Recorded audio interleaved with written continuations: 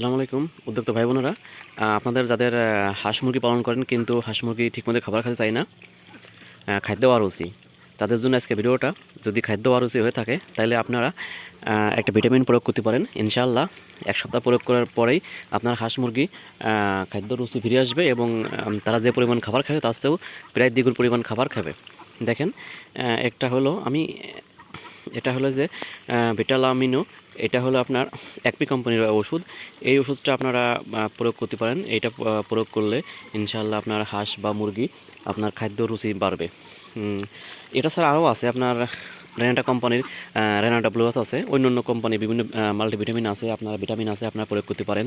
Vitamin B complete আছে, যে কোনো একটা প্রয়োগ করতে পারেন। তবে মোটামুটি আমি যে যতদিন ধরে হাঁস মুরগি পালন করি সেক্ষেত্রে আমি বুঝলাম যে আমি তো বিভিন্ন মেডিসিন প্রয়োগ করে দেখছি, তাতে আপনার রেনা ডাব্লিউএস এবং আপনার এইটা হলো আপনার একমির ভিটালামিনো, এই দুটো ওষুধ খাওয়ালেই সবচেয়ে ভালো কাজ করে। তবে সবচেয়ে আমার কাছে এই ওষুধটা সবচেয়ে ভালো কাজ করেছে।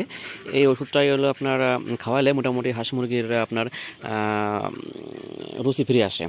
আমি এখন বলি যে আমার এটা প্রয়োগ করে আমি কীভাবে ফল পেলাম। আমার এখানে 115টার মতো হাঁস আছে। এই হাঁসগুলো আমি যখন ফিড খাওয়াতাম, ডিম পাড়া হাঁস তো, আমি কৃমির ডোজ করাইছি। ডোজ করায় মোটামুটি লিভার টনিক দেওয়ার পরে ভিটামিন দিছি। আমার হাঁসে প্রতিদিন 15 থেকে 17 কেজির উপরে খাবার খেতে পারতো না। কিন্তু যখন আমি কৃমির ডোজ করায় আপনার লিভার টনিক দেওয়ার পরে এই ওষুধটা প্রয়োগ করছি, এটা প্রয়োগ করার পরে কিন্তু আমার হাঁসে প্রায় 25-30 কেজি পর্যন্ত খাবার কিন্তু একদিনে খেয়ে ফেলেছে। তবে ফিড দিলে এত খাবার খাইতে পারে না, ফিড দিলে একটু কম খাইছে, 22-23 কেজি। তবে দিলে আপনার মিক্সড খাবার, ধান, গম, ভুট্টো, কুড়া, খুদ, ফিড এগুলো যদি মাখাই যখন খাওয়াইছি তখন প্রায় 25-30 কেজি খাবার খেয়ে ফেলছে, প্রায় ডবলের কাছাকাছি খাবার খাইছে।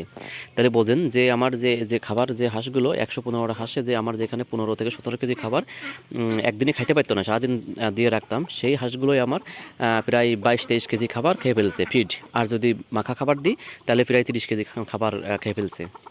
তাহলে আপনাদের যদি হাঁস মুরগি থাকে, যদি এখানে আপনার মনে করেন যে হাঁস মুরগিতে রুচি নেই বা আপনার হাঁসের আপনার নেই, কি বলে গ্রোথ কম বা ওজন কম, তাহলে আপনারা এই ওষুধটা প্রয়োগ করে দেখতে পারেন। ইনশাআল্লাহ এই ওষুধটা প্রয়োগ করলে আপনার হাঁস মুরগির রুচি ফিরে আসবে এবং দ্রুত করে আপনার হাঁসের গ্রোথ বাড়বে। কারণ গ্রোথ না বাড়লে কিন্তু হাঁস মুরগি পালন করে কিন্তু লাভ নেই।